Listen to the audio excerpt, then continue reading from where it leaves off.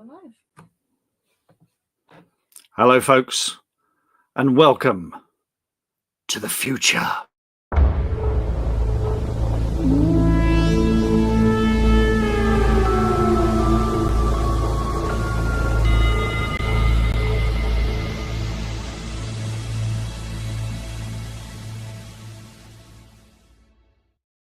Isn't that amazing? Hello, I'm Mark Stay. Welcome to Mark Stay's Creative Differences, a monthly live stream where I talk to writer friends about those little things that make a big difference to their craft and careers, in the hope that we can give readers some insight to the creative process and writers and other creative folks some practical advice they can actually use. I'm Mark Stay, author, screenwriter, and podcaster. And if you're joining us live, feel free to ask questions in the comments and take part in the conversation.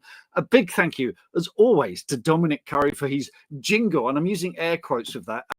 If you're listening to this on the podcast, get yourself to YouTube so you can see this jingle that he's done, because it's basically the opening of Blade Runner. I'm going to show it again. 3, 2, 1.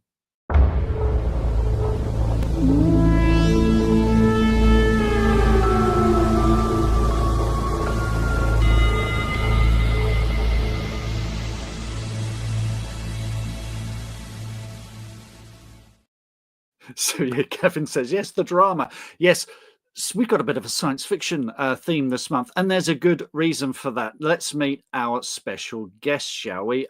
Gareth L. Powell. He's an award-winning author of British science fiction and horror. He's written over 20 published books and has twice, count them, won the British Science Fiction Association Award for Best Novel. His new novel, Future's Edge, which is out today, folks, is garnering the most amazing reviews and is set to be another modern classic of science fiction. He's also managing editor of Stars and Sabers Publishing, which has a brilliant anthology which is out now.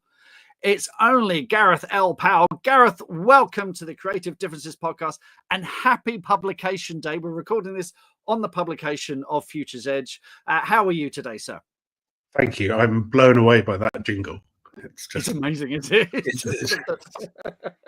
Because I know you and I are big Blade Runner fans. I know we love the Vangelis soundtrack, love the film. So that's just amazing, absolutely amazing. I recently went to see a screening of the film with a live band.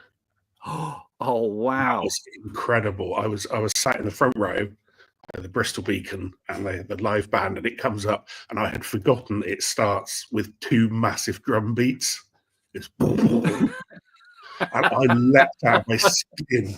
It was absolutely amazing. Absolutely amazing. Yeah. Is astonishing, absolutely astonishing. How do you? It's publication day. We're recording this on the publication of Future's Edge, your new novel.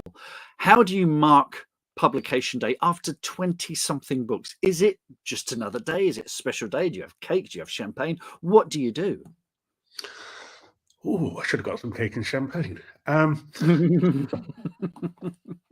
No, well, I mean, I had to go to work this morning, so I had some social media posts set up and ready to go. So I got up this morning and fired those all off, and then went off to work and sort of obsessively monitored my social media feeds.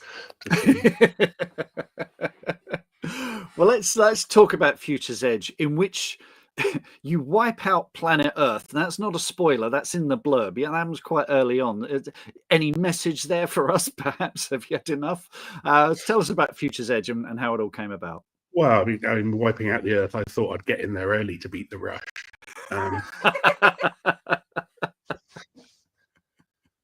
But what can I tell you? It's set after the Earth has been destroyed. Humans and other aliens from other civilizations are being herded along the spiral arm of our galaxy towards the end by these undefeatable, violent creatures that are slowly moving outwards from the center of the galaxy and destroying everything in their path. And we join the protagonist, Ursula Morrow, in a refugee camp while she's waiting for her sort of boyfriend who stayed behind to fight to give people of Earth time to evacuate. And she's been waiting 2 years for him to come along, and then he does. but things aren't quite as she thought they were. Okay. And this is a standalone. This isn't tied to any other series. This is a completely fresh story. Was that a bigger challenge coming off the back of the series that you've been working on? Because the world building is kind of just as difficult for one book as it is for 3, 4, 5 in a series. What were the big challenges there?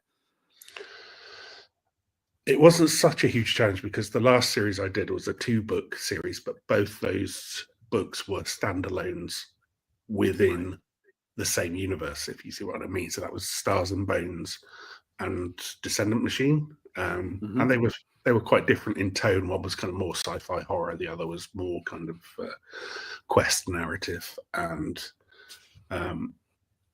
so, oh yes, there they are. There they are. And so yeah, but before that I did the Embers of War trilogy with Fleet of Knives, Light with Possible Stars, and before that I'd written a sort of 4-book series about a talking monkey. And it's kind of, having done the 2 big series, it's kind of freeing to do standalone. So this is kind of like 3 standalones now, and it just gives me time to play with different ideas and play with different characters. And while there was something really comforting with the Embers of War trilogy, like when I got to the 3rd book, I knew the characters so well, I knew the scene, that I could just slide straight into it. It was, at the same time, I was getting a bit restless, and it's like, well, we've done 3 books now, I want to try lots of other things. So that's basically what I've been doing, is lots and lots of other things behind the scene, and this is the first to come out.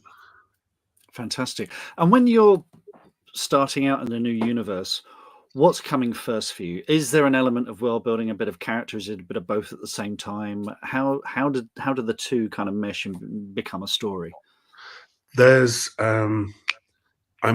usually there'll just be an idea, so it'll be and it might just be an idea without any kind of fictional structure around it, just like an idea, like, oh, what if there was this weird thing? And then I will kind of come up with a character, a vague idea of a plot, and then I'll just kind of, and then bits will kind of pull in. It's like it's like gas coming into a crete to form a star, and then it reaches critical mass and explodes, and that's kind of, and then I start writing. Very good analogy from a science fiction author. Now, you're writing science fiction in a period where science reality is starting to look a lot like the science fiction of our youth. And we were talking before we were on air, because I got the reissue of this book, which is the Usborne Book of the Future, which I'm looking at, and it's it only goes up to the year, but it's from the 70s, but it went up to like the year 2000, and it's so much of what it's talking about in here has kind of already happened, or or is in the process of happening as well. So when you're writing about science fiction ideas, about our future, about the way that things are changing, technology is affecting our lives, are you having to think beyond what most of us can kind of keep up with? Because when you start talking about, I understood jetpacks and rockets and spaceships and light speed and stuff like that, but when we get into quantum stuff, when we get into time dilation and stuff like that, it can get a little bit much for my little brain. So how aware of you of what the reader's going to comprehend and understand, and how far they're going to go with you? I try and explain everything simply, usually because maybe I don't understand it either. But my characters tend to be kind of not scientists. They tend to be working grunts. They tend to be, people just doing a job, caught up in stuff beyond their pay grade. And so they tend to sort of view it in a way that hopefully the reader can relate to. They're looking at it as sort of everyday people, not as quantum scientists. So, and also I try and set my stories a healthy amount of time in the future as well. So hopefully, nobody's going to invent a warp drive or anything anytime soon. So, science isn't going to catch up with the stories just yet. Well, Well, you never know. Here's hoping. Yeah. But you do keep abreast of this stuff. This is part of your, kind of part of your remit, isn't it? You have to get your head around this stuff. Is there anything that you're thinking, you're looking back at books you've written earlier in your career and you think, I wish I'd known that. I wish I could go back and put that in, or because it is advancing, our knowledge of these things is advancing at quite a pace. But is there anything you wish you could go back and change? Not science-wise. There's maybe, although there is a short story where one of the characters mentions MySpace, which. Sorry, my daughter's snorting over there. I think you were born before that was even a thing, wasn't it? Oh yeah, sorry. Yeah, but usually when I look back and want to change something, it's something to do with dialogue or character interaction or a clunky metaphor. So yeah. Okay. And as someone who regularly peers into the future, what should we be most worried about? Obviously, today is as well as the last day of the government consultation on AI, which every author I know is deeply concerned about. But is there anything else in the future we should be worried about? I think I can talk about it now because it was mentioned in The Guardian, but I was involved in the consultation that the Yes, you were, weren't you? Yes. Defence Department and the did with Coventry University and a bunch of science fiction writers to predict 50 years in the future and 100 years in the future what are going to be the major threats to the UK and Europe. And the answer to your question is all sorts of things. So, because that was that Alan Stroud who organised that? Yes, I think that looked quite. It was hugely interesting. Yeah, I'm going to flip that question around though. What should we be optimistic about? What are the things that are there bright bits of the future ahead of us as well? There are bright bits of the future. Medicine is getting better slowly. It's hugely underfunded, but the technology is coming slowly. There's all sorts of kind of genetic technology, and I think we will see a few more major diseases wiped out in the near future. And there are both left-wing and right-wing think tanks are now pushing the idea of universal basic income. Yes. Something the right wing has always been against, but now they're thinking actually that's cheaper to run than Social Security, and you don't have to means test. You don't have to. So, and with AI coming on board, we're going to lose a lot of traditional jobs. So, I think if we had that university implemented, and we looked at a lot of studies of where it has been used in various countries. And the studies all tend to see that it's hugely beneficial because it gives people the chance to start businesses, to make art, to and really do what they want to do, and it hugely invigorates the economy. So I'm hoping that comes on stream within the next however many years, and we will see, instead of just AI taking everybody's jobs, it will be AI freeing everybody to start their own businesses and stuff like that. So if you want to look at it optimistically, then those are some. I do. I mean, my daughter will tell you, I bang on about universal basic income all the time, don't I? As a struggling writer, it's something I'm very, very pro. But I think we saw during lockdown, when people had the freedom to do what they wanted, they were baking, they were making music, they were writing, they were doing the things that they loved. And I think, if we can free people up to do that, the world can only be a better place, rather than living to work. So I like to be optimistic about these kind of things. Let's talk about that. You're not only an award-winning author, Gareth. You are now a publisher as part of Stars and Sabers, and you've got this incredible anthology out here, which is now available. This is the first of a number that are coming along. Tell us about Stars and Sabers and how it all came about.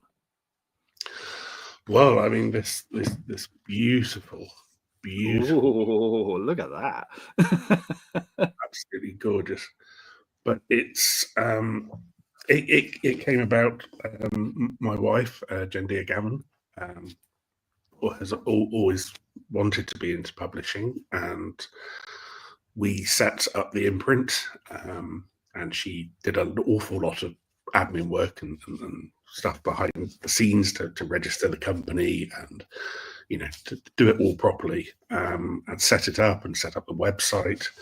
And we put out a call to some authors, and the authors we got for this are incredible. There are Hugo winners, Bram Stoker Award winners, there's a BAFTA winner. It's just an absolute cavalcade of talent. I won't read them all out because there's 29 authors there, but they are some of the best and most exciting authors working in all genres at the moment. There's history. There's not history. There's sci-fi, fantasy, and horror in there, and we gave them sort of carte blanche. We said, write whatever you like in whatever genre, and so it's a very varied anthology. And Jendia said it's like a chocolate box that you open it, and it's every story is a little wrapped up gift because they're so amazing. And in fact, we were so blown away by the anthology, we actually got kind of FOMO that we hadn't put one of our own stories in there. So. Well, having become a publisher, do you have more empathy for your own publishers? Because I was at an event the other day, and it was an author I'd never met before. We were in the green room before going out to do a talk, and you put two authors in a room for more than 10 minutes, and we will start moaning about publishers. So it's just something that we do. No offense to publishers, we just have a common enemy. So having become a publisher, do you now have a bit more empathy for publishing and the whole mechanic of how it's done, and having to wrangle authors and get them to deliver on time and all that kind of thing? I guess. I must say our authors so far have been extremely well behaved. One of our aims when setting out to found this press, as well as championing human creativity, so there's no AI art, there's no AI editing, there's no AI stories. One of our other aims was to be a publisher that writers like working with.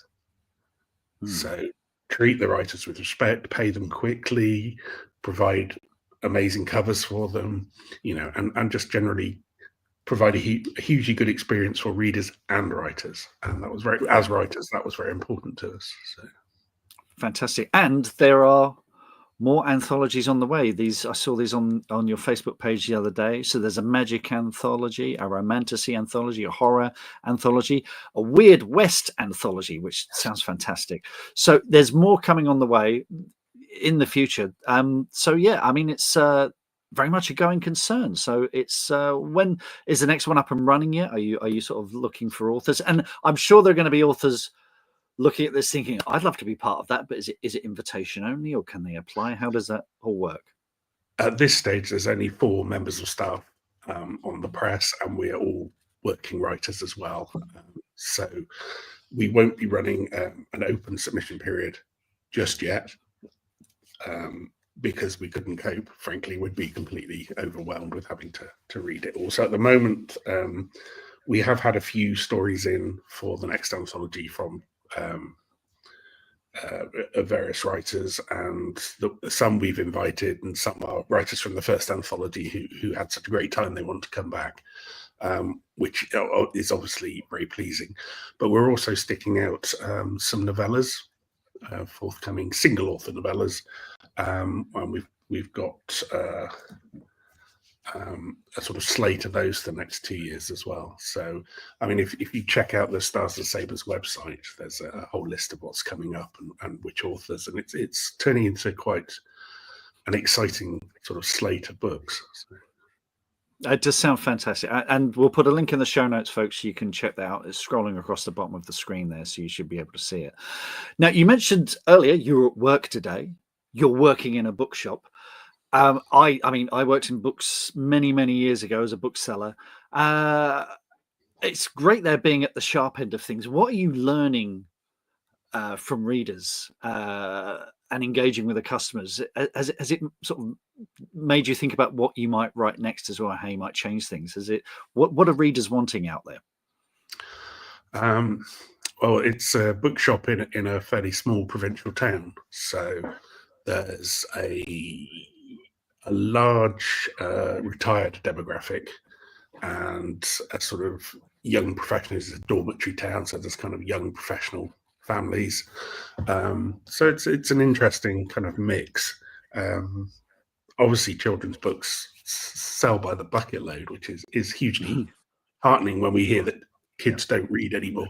They do. They love books. They come in, they absolutely adore them. Especially things like Dogman and Bunny versus Monkey, which are just hugely popular. The kind of romantasy thing is quite popular as well, and but also sort of mainstream literature, the big sellers. Some of which I've been introduced to that I wouldn't necessarily have picked up had I not been working in the shop and seeing them every day. But one of the things I did when I started working there is made a habit to, as I tidy up the shelves, I read the back of every book, so I've got an idea of what every book is about. So when people say, "Have you got a book about X, Y, or Z?" I can point them in the right direction. So I've discovered a lot of books that way that I maybe wouldn't have already. But I think I'm writing. I'm a publisher. I'm working in a bookshop. I think all I need to do now is drive the van, and I've got the entire industry sorted. Yes, you've not bought a warehouse yet, have you? It's you're not getting into distribution. No, okay. And the thing is, I think people watching this or listening to this might be surprised. Hang on, he's won the BSFA award twice. He's got 20 books out there. What's he doing working in a bookshop? And I just, folks, if you watched last month's episode with Nicola, where she made a joke, and this is not a diss on Nicola, she just made a joke about, I'm not stacking the shelves in Tesco's yet. You may have seen a slightly strange reaction from me. I looked at you, didn't I, Emily? Because over Christmas, I was driving a Tesco van because I needed the money. I realized around about October, I didn't have any money coming in. I had a tax bill coming. And I figured I needed some money. And so the Society of Authors did a survey a couple of years ago and discovered the average earnings of an author in the UK is about $7,000. And that's down from about 10 grand about 3 or 4 years before that. So the authors you see on the shelves in your local indie bookshop and your Waterstones, even in the Amazon bestseller charts, most of us are struggling, aren't we, Gareth? I mean, let's be honest. Yeah, we've got to pay the rent. And the cost of living has been going up and up and up, and the payment for writing has remained pretty much static since the 70s, it feels like. So yeah. The days when Philip K. Dick could pay 6 months rent with a short story, way in the past. So yeah, I mean, when I started out, I remember you'd talk to authors and they'd say, well, you need to get about 5 books published, and then the royalties start coming in. You can kind of pay the rent with that. It's not the case anymore, is it? It's it's nigh on impossible, and it's the only profession as well where if you start out, if you're a debut and everyone's very excited, you get a massive advance, but as your career goes on, the advances tend to get smaller as you go along. It's the only career where the more you do it, the less they end up paying you. So it's interesting. I mean, there was a thing in the booksellers today talking about how a lot of mid-list authors are seriously looking at self-publishing, even though there's an outlay to begin with.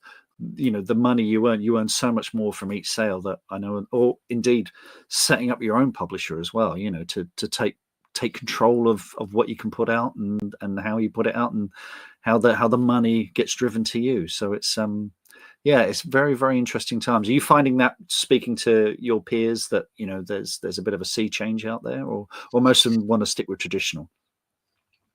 I don't know. It's kind of a mix. There's there's some small presses publishing incredibly exciting work that isn't coming through traditional publishers. But there just seems to be at all levels. I mean, I speak to some authors who are self-publishing, and they are just as uncertain about what's going on as published authors. And with Amazon keep changing things to do with their KDP, and some authors who went all in on publishing on Amazon and now finding, have I made the right decision? I mean, it's the biggest platform, but how much of my work do I actually own? They could take it all away tomorrow. So it's a very uncertain time out there, I think. Yeah, indeed. Well, look, let's get on to our regular questions. We ask these of each of our guest authors each month. Let's start with, what small thing has made a big difference to your creative process? Tea. Do you have a particular brand? Because I've seen your pictures on social media. You've got that wonderful little cast iron kettle, haven't you? Yeah. So tell us about that. Oh, it was my my lockdown coping mechanism. Was I got really into tea, and I started like loose leaf teas and different types of teas, and so now it's like no tea bags. It's proper sort of bags of loose leaf tea, and I've made an app for my phone, which I just with a picture of teapot on it, and I press it, and it automatically times 5 minutes, which is just right for the tea to steep. Properly brewed, fantastic. And do you have a favorite? Do you have a favorite brand of tea? What should we be looking out for? I'm kind of in between favorite brands at the moment. So I was what are they called? I was very fond of Whittard's English breakfast loose leaf for a while. Yeah. I'm kind of looking around for a slightly less expensive version, but I tried lots of different ones. So at the moment, I'm on the Sainsbury's Red Label, which is quite good. Very good. You got me some Yorkshire Gold for Christmas, didn't you, Emily? That is first class stuff. That is really good. Again, quite expensive. Okay, what's the thing that makes you think you're ready to start writing on a project? So I noticed on I think Instagram the other day, you were sitting behind your computer. It's like, here we go again. So what's that tipping point where you know that you're ready to go? As I was saying earlier, so sort of things gradually increase and sort of clump together, and it's kind of, there isn't a single kind of, oh, let's go. But I kind of write my way into it. So I'll start, I'll write a first line, I'll write a paragraph, think, okay. And then I'll go back and I'll rewrite the outline. The outline's usually about a page, just a very brief kind of high-level overview of the plot, and I'll rewrite that about 10 times till I've finished with it, and then I'll start writing a first chapter, and maybe that won't be going anywhere, so I'll start again, or I'll realize I picked the wrong character, and I just kind of write my way into the book, so that by the time I'm about 5,000 words in, starting to pick up steam, and I think, oh right, I know where we're going now. So I might chop out all that original stuff, start it from where it started working. But yeah, it's kind of like easing yourself into a hot bath. It's just perfect. And on the Eleanor says it's the most British conversation ever. Tea and a hot bath. Yes, brilliant. Thanks. And good to see Eleanor. I see her at a few Comic-Cons as well. It's great to see her. Conversely, Gareth, how do you know when you're done? How do you know when you've finished a draft? I type the end. Yeah, it's you kind of get to the end of the story, and I mean, are you asking how do I know when the story's over, or how do I know when the draft is ready? I would say the draft, because I think this is something you hear a lot from new writers, in that they very often can't see the wood for the trees, and they kind of think, well, I've got to the end, but have I actually finished it? Do you need to go back and tidy things up, or are you happy usually with that first draft? I do the thing that they say you shouldn't do, which is I edit as I go along. Right. But that just works for me, because if I'm on page 400 and I think, oh, it would be much better if this guy had green eyes, I will go back and change it there and then while I think of it. Right. And I tend to, when I sit down to do a day's writing, I will go back to the previous chapter I wrote yesterday and read through that and edit it so that when I get to the end of that, I can ready to keep going. Exactly. So right. when I get to the end of a draft, it's usually a pretty clean draft, although there might be structural issues or whatever. So usually I think, I'll go back and give it a quick read through, and then I'll send it to my editor. And because I know that she'll pick up stuff that I haven't, or if it's for a new project, I'll send it to my agent, and she's just been great on a book I sent her, and she's come back with a couple of structural edits saying, well, actually the pacing would be better if you moved this person to here and this person to here. So I've done that. But that's easy when the draft is fairly clean already. Yeah. So they can just move things around. So yeah, I mean, it's a gut feel as well. When you think, I've made this as good as I can make it, I now need an editor to look at it. I guess after 20 books, you do get a vibe for when you need an extra pair of eyes on it. Yeah. Yeah, definitely. Because you can get, and I tend to, it's like pushing a rock up a hill for me, and then push it up the first 40,000 words, and it comes tumbling down. So the last 20,000 words are usually written in a feverish kind of over the last. So I have to kind of make sure I haven't rushed the ending because I'm so close. I just want to finish this damn thing. So that's kind of where I am at the moment on my current project. If I squint, I can almost see the finish line, and the temptation is just to burn through it. But that's usually where I'll make the biggest mistakes. Thanks, Gareth. How do you remember the idea that you have at, say, 3 a.m, the thing that solves the plot, that thing that comes from nowhere? How do you jot those down? I always have my phone next to the bed, and I can say, "Hey Siri, take a note," and just dictate it into the phone. And then, what do you want it to say? I was waiting for that. Okay, I've created your note. It's called dear.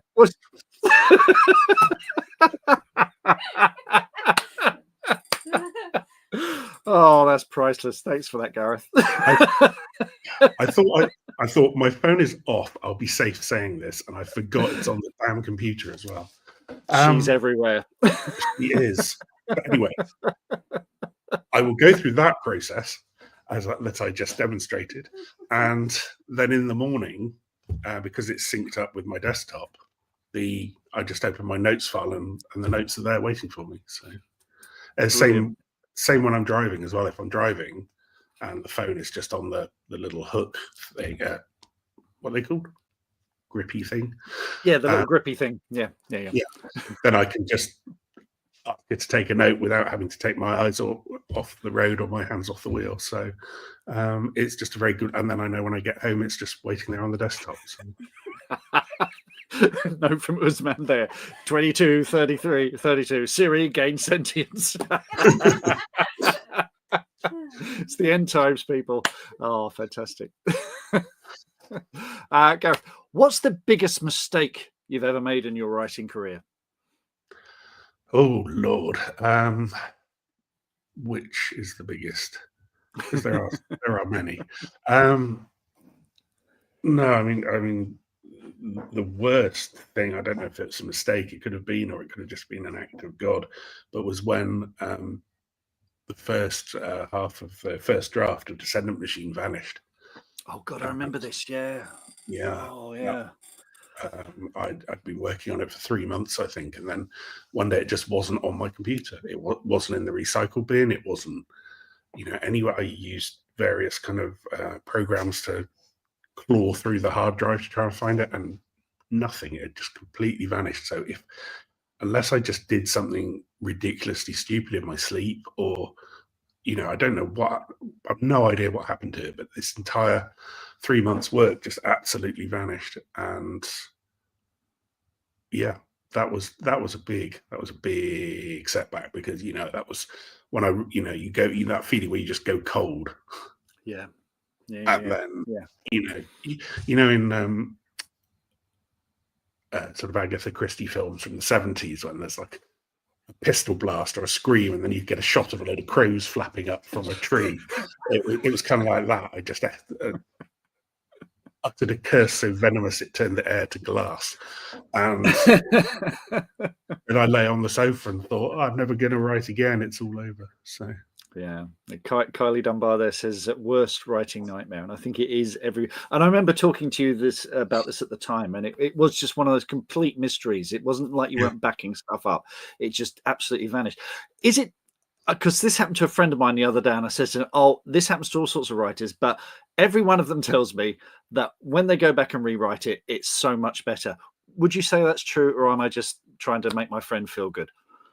No, that's true. The book I wrote was substantially different from the first draft I had done. Oh, really? Much better for it. So it was a blessing in a very, very heavy disguise.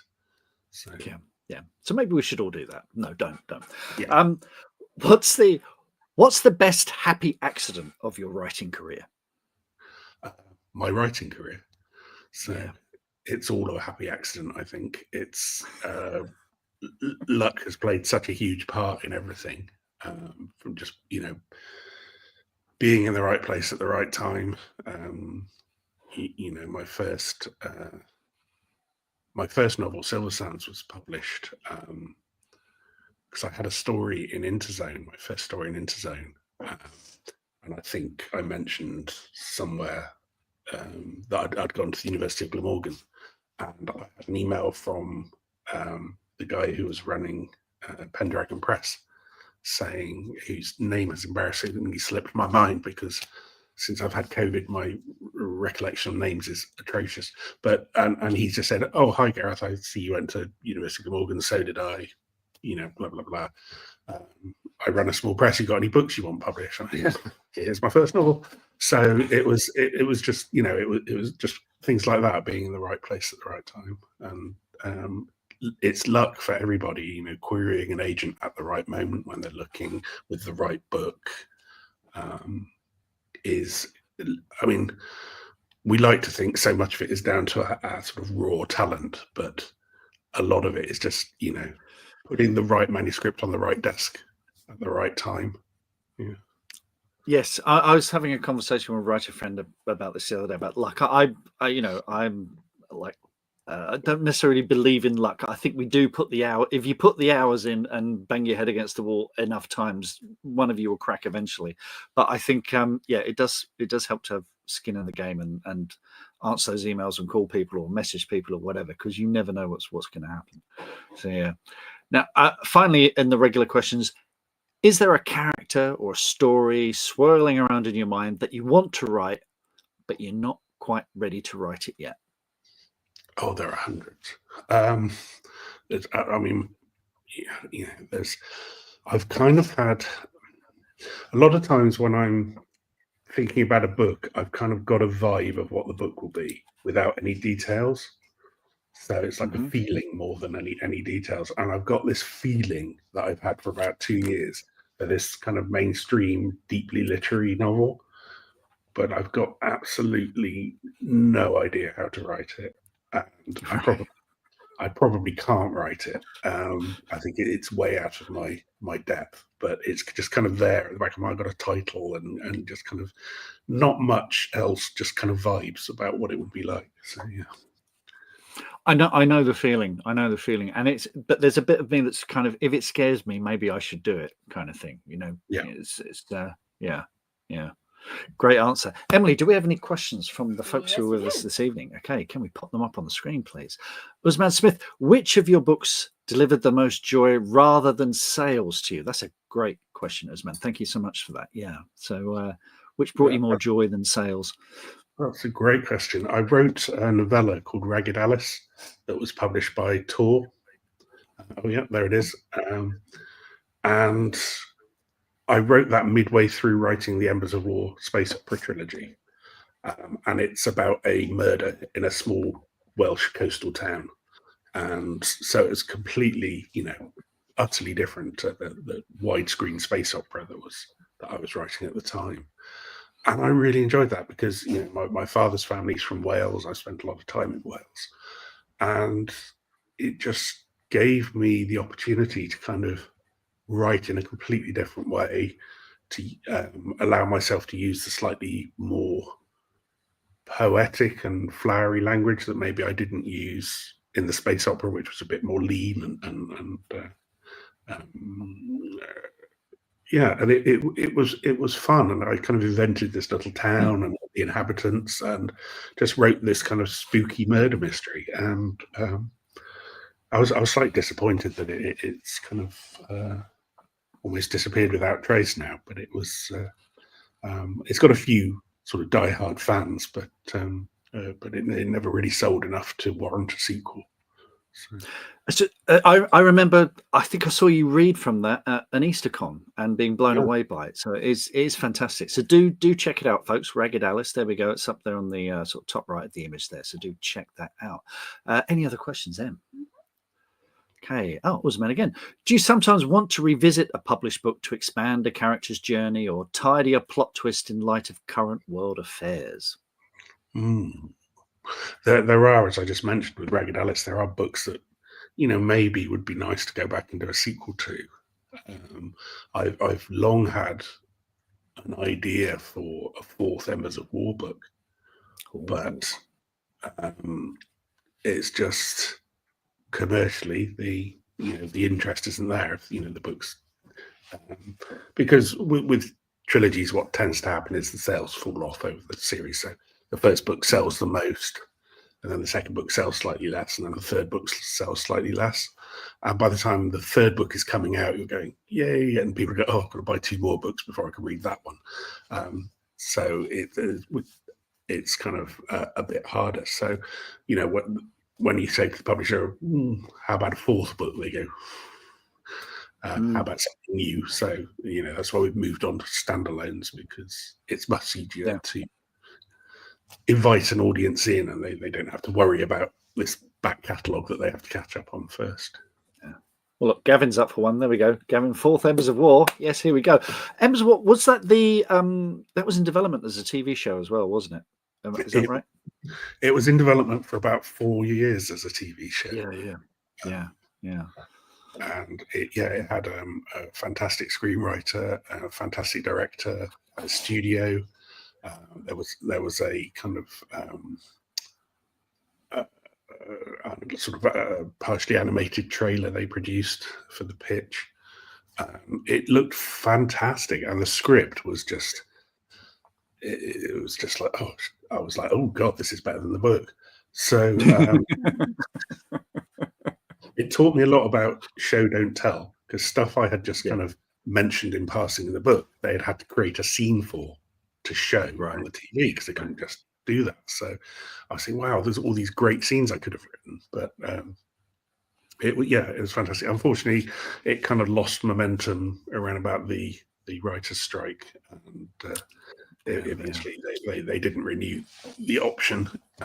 So yeah, maybe one day. Well, you never know with stuff like this. You know, that it waxes and wanes, and sometimes they do get picked up again. So fingers crossed there, because we need more epic space opera on telly. I'm just saying that as a fan. So yes, we definitely do. I just saw today that Amazon is doing the Consider Phoebus by Ian Banks. Really? Yeah, that's in development again. Wow. So, wow. Okay. So, you know, maybe I think that's probably a follow-up to Foundation on Apple TV. So if that takes off big, maybe someone will come knocking for one of my books. That'd be good. Fingers crossed. Question from Gavin here. Does rereading yesterday's chapter and editing as you go slow down the drafting too? Or are the time savings on future drafts worth the effort on earlier drafts? That's a great question there, Gavin. So you're spending that time to sort of reread, build that momentum up. Does that mean when you sort of break through the wall of yesterday's work and you're writing fresh words today, you're moving faster and with more clarity than you would otherwise? I think so, yeah, definitely.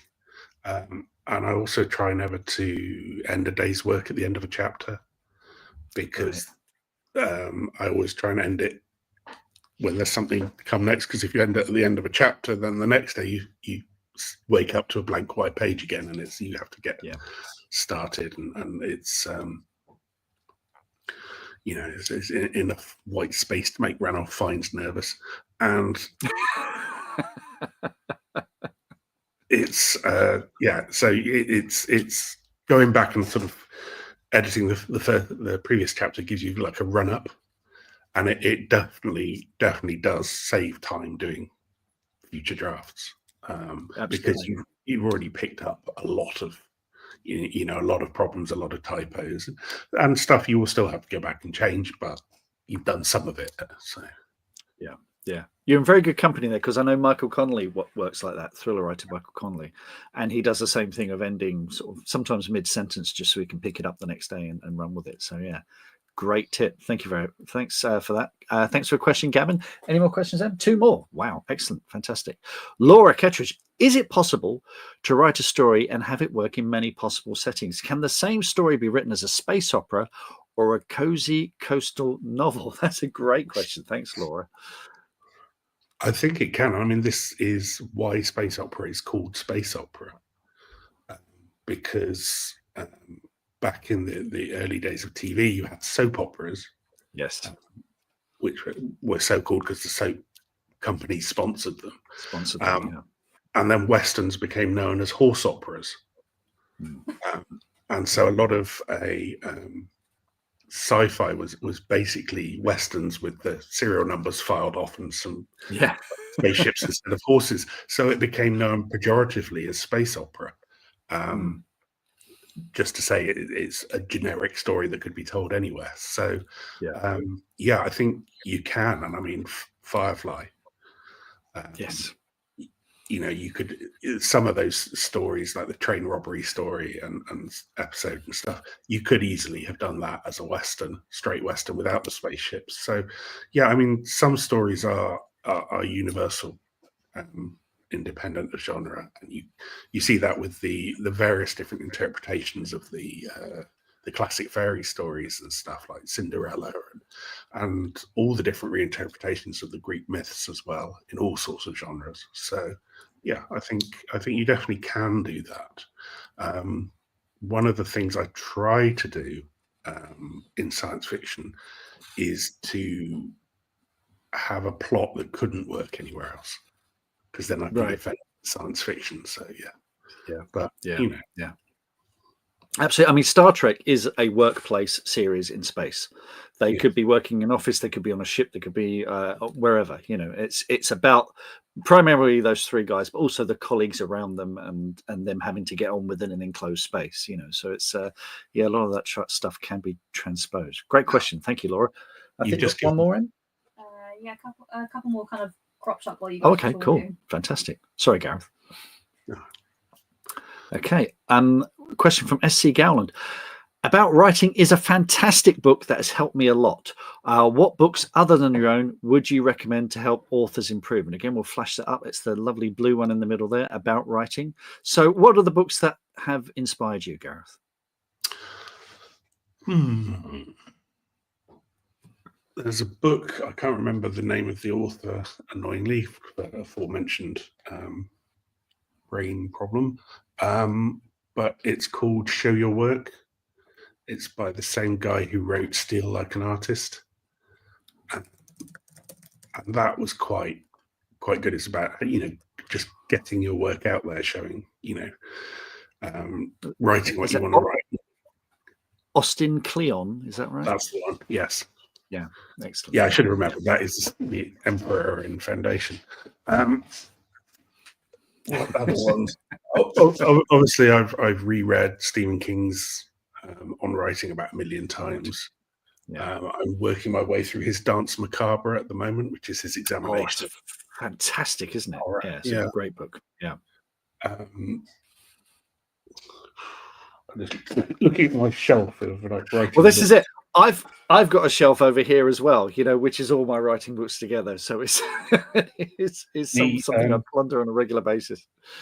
The Organized Writer by Anthony Johnson is really useful. Yes. Yeah, I spoke to him. I did him on the Bestseller Experiment podcast. I think we spoke to him about that. It was a really good book. It's a good audio book actually. I found it really handy on audio actually. Oh, right. Yeah.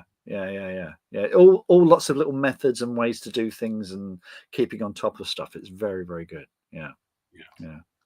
And there's one I found was How to Write a Mystery, which is a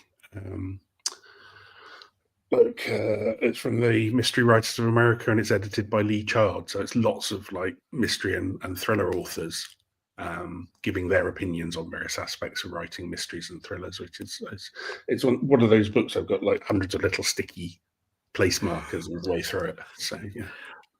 That's fantastic. I'm going to have to get that one myself. Brilliant. Thanks for that question, Steve. Steve Gowland there. Brilliant question. More questions, Em?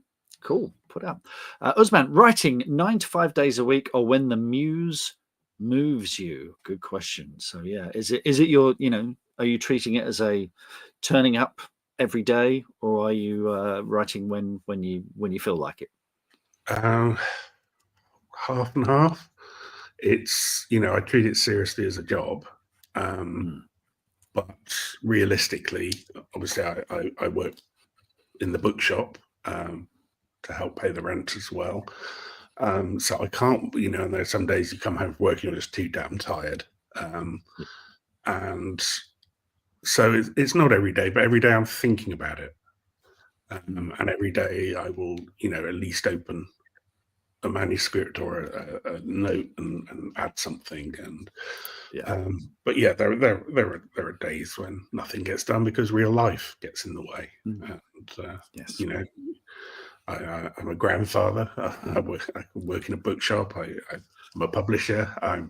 It's you can't do everything all at once. But as long as I can kind of get the book written in about 6 months, that's usually my period. Yeah. Brilliant. Fantastic. Any more questions then? Crikey. Katie, you've published short story collections in the past. Do you see yourself releasing another anytime soon? I do. Titan Books in September is going to be releasing a big 100 and something thousand word short story collection called Who Will You Save? And it's kind of like a definitive collection. So it's a lot of stuff that from the past, as well as some new stuff and some stuff that hasn't been collected before. So my previous 2 short story collections, which I think are both out of print now, one's nearly 20 years old and one's nearly 10 years old. So, and they were small press. So I think they only had, I don't think you can see either of them on there. Oh yeah, just see the last reef peeking through at the back there. But they, so yeah, and they had quite small print runs. So only about 600 people have read either of those. And so we're collecting together all the best love stuff from the past and some new stuff. There are some short stories set in the Embers of War universe and some stuff with Trouble Dog and her siblings before the first book starts chronologically and stuff. So it's quite fun. There's stuff, familiar stuff that some people will recognize, or stuff that people won't have seen before, and I hope gets to a wider audience because I'm fond and proud of all those. And as I say, it's a great big whacking thick collection of fiction. But yeah, September from Titan Books. Exciting. All adds up, doesn't it? I think we've got a couple more questions, haven't we, Em? There we go. Alex, how do you think the space opera genre has adapted for this modern era of technology and world affairs? I think it's kind of it's gone in all sorts of directions. You've got sort of very weird stuff, and then you've got quite like old school stuff, like John Scalzi's Old Man's War series seems very kind of old school space opera. And then you've got the kind of stuff like Adrian Tchaikovsky, Children of Time, about the planet of the spiders, and which is very kind of scientific and speculative. Then you just have then there are other stories that are just plain weird, and or sort of reality bending, and I think as well, which is very, very good, is there's so many more diverse voices in space opera now. It used to be a bit of a boys' club, but there's so much more, so many more different viewpoints, so many more different kind of cultural storytelling traditions involved. That, you know, some of my favourites are Aliette de Bodard's stories, the Zion Universe, which is sort of where it's a Vietnamese space opera, basically, in society. And that whole different culture is as kind of, it's as interesting as the made-up culture of a space opera, and it gets away from, you know, the old kind of space opera. You have an empire. You know, it's like, why would we go back to empires, really, if we've got, you know, an empire in space? Doesn't make any sense. The distances are too big. So it's kind of, it gets away from that kind of the old pattern and introduces new and more interesting twists, I think. Fantastic. Any more, Em? One more. Excellent. Thank you. Oh, Katie, best recent read. Well, I'll tell you what, Katie, that kind of segues to the next section. So I'm sorry to steal your question, Katie. Yeah. Let's go to Gareth. What's giving you joy this month? Let's do that section of the podcast. Well, at the moment, I'm reading piles of books on this desk at all times. I'm reading this book, which is There Are Rivers in the Sky by Elif Shafak, which is... I'm not sure where it's going, really, or what it's doing, but it's just so beautifully written. It's just relaxing to read. And it's about 4 characters at different periods in history, and they're linked by this drop of water. So it's like a raindrop that falls on the head of a Sumerian ruler. And then it's, you know, it's a tear that comes out of another character in Victorian times, and so on. So it's got that kind of link, but also they're all somehow connected to the Epic of Gilgamesh. So you have the Sumerian ruler who's trying to get all the different versions together to create the definitive text.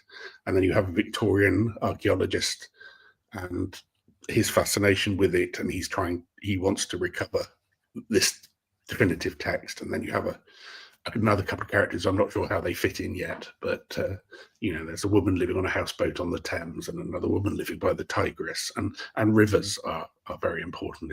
These 2 big rivers are very important to the characters. So, but it's just beautifully written, and it's got some interesting kind of little throwaway lines that make you think, oh, that's really good.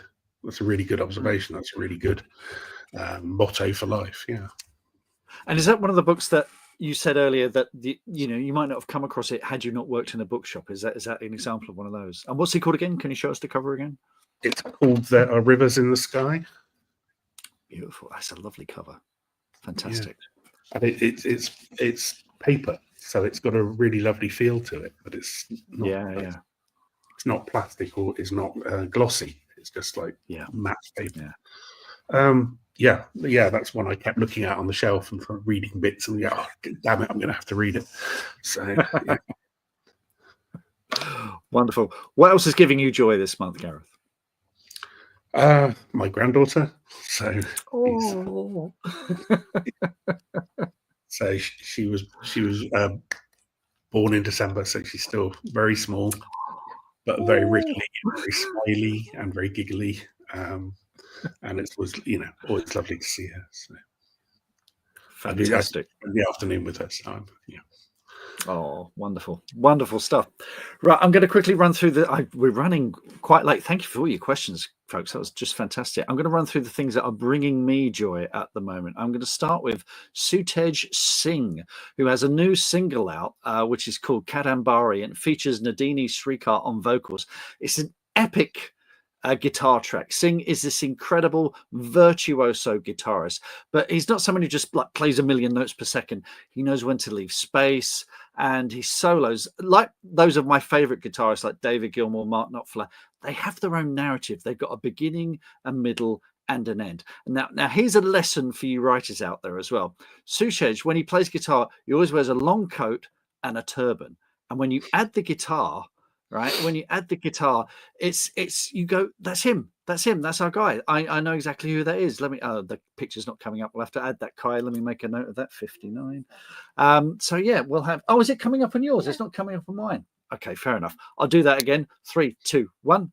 And here's a lesson for you writers out there. Suchej always wears a long coat and a turban. Add the guitar, and when he's in silhouette, you always know it's him. So have a think about how your characters might look in silhouette, how they can be more iconic. If you think of characters like Batman, Darth Vader, Sherlock Holmes, once you see their silhouette, you always know who they are. Other things that bring me joy, Mythic Quest on Apple TV. We talked about workplace shows earlier with Star Trek. This is a workplace comedy. It's about the makers of an online role-playing game called Mythic Quest. You don't need to know anything about gaming. It's warm-hearted, very, very funny. You got Rob McElhenney in the cast. He's co-creator, but I think the show's secret weapon is Megan Gans. She's a co-creator, but she's also written for Community, Modern Family, Last Man on Earth, It's Always Sunny in Philadelphia. She's a brilliant, brilliant writer. And there's a recent episode where they did a murder mystery retreat. It was just perfect. In terms of books, I'm loving Barry Sonnenfeld's book, Best Possible Place, Worst Possible Time, True Stories from a Career in Hollywood. Barry has directed many of my favorite films, the first 2 Addams Family movies, Men in Black, Get Shorty. He did the TV version of A Series of Unfortunate Events. He was also cinematographer working with the Coen brothers on films like Blood Simple, Miller's Crossing. He also did When Harry Met Sally. He talks about how they did that multiple phone shot in When Harry Met Sally. Took 67 takes. He's now at the stage in the career where he talks very, very frankly about some of the people he's worked with. And I first heard him about this book when he was interviewed on the Film Stories podcast, and that's what this is, a brilliant collection of film stories. And finally, I had the great privilege of reading an advanced copy of Flint in the Bones, which is a new novel by Eva St. John. Flint in the Bones is it's a brilliant blend of crime and history, the past, the present. It's all brilliant thrills. There's a loyal dog. Now, if you've read Eva St. John's Quantum Curators series, you're going to be familiar. She has these page-turning stories that blend history. If you haven't, you're in for such a treat. Now, she just launched. She's launching a Kickstarter soon, and you can sort of you can sign up for it, so you can find out when it's going to launch. It's launching very, very soon. I'm going to put a link in the comments here so you can have a look at it. I'm definitely going to do it. One of the things he's offering as well is to have a character named after you, and I did that with The End of Magic, and it was really, really popular. So do check that out. And before we wrap up, I'm going to do a quick mention of the Green Room. Twice a month, I run live sessions on Zoom where you can ask me questions about the craft of writing, your work in progress, all that kind of stuff. The sessions are fun and informal and all very chatty. I thought they'd all last for about half an hour. They all run for an hour now. You can send me questions in advance. They're recorded live and saved on Ko-fi for exclusive access to Green Room supporters. Now, this Thursday coming, the 27th, we've got another one of our 200-word workshops where the members send me 200 words of their work in progress. I give it a critique. It promises to be lots of fun. We do one of those each month and a standard Q&A every month as well. I'm going to pop a link to the Green Room page on Ko-fi in the comments below, so you can check that out. And I'll put it in the show notes if you're listening back to the podcast as well. And it's just £20 a month, and there's no long-term commitment. You can pop in and out as you want. And the next session is going to be, like I say, on February 27th. Then we're going to have 2 more in March as well. And you can pre-order The Corn Bride. My new book is out in a couple of weeks, basically 13th of March. So yeah, do check that out. It's available from all good retailers. But if you want a signed paperback, then pop over to the Woodville Village bookshop. My author samples arrived this weekend, and I'm so excited. Here it is. And I've got books, and you can buy them, all sorts of books. But rather than we're talking about celebrating launch days, I'm not doing like a big launch for this or anything. I'm basically doing a never-ending tour of Comic-Cons. So I'm going to every Comic-Con I can go to in the south of England to sign copies and sell them. So Saturday 8th of March I'm going to be at the Crawley Comic-Con. Sunday 9th of March I'm going to be at the Peterborough Comic-Con. Saturday 22nd of March I'm going to be at the Milton Keynes Mega Comic-Con, and on the 23rd of March I'm going to be at the Bournemouth Comic-Con. So I hope to see you there. Now, I really hope you've enjoyed this episode of Creative Differences. You're going to find all the links we've discussed in the show notes for the episode, and pop along to the episode's webpage at marksdaycreativedifferences.com. gmail.com. A huge thanks to Emily for production assistance, to Kai Newton for the edit, and to Dominic Curry for our, and again, air quotes here, jingle. Gareth, thanks so much for joining us today. As always, you've been magnificent, and thank you for being so generous with your answers as well. What's coming up next for you? What's you mentioned the short story collection. What's coming up after Future's Edge? Is what can we get excited about? Well, I've already written another standalone space opera called Jitterbug, which is coming out from Titan in February 2026. So that one's already in the bag. I've written a thriller, which is with my agent at the moment, and I have a secret book that I've been writing that I wrote at the end of last year that's coming out in, I think, July and should be announced this month. But I've had to sign NDAs up the wazoo, so I can't say anything more about that except keep an eye out for that sometime this month. Very, very exciting. Wonderful. Oh, before we go, next month's special guest is the wonderful Nadine Matheson. It's going to be on Thursday, 27th of March, 8 p.m. GMT. Nadine lives in London. She's a criminal solicitor.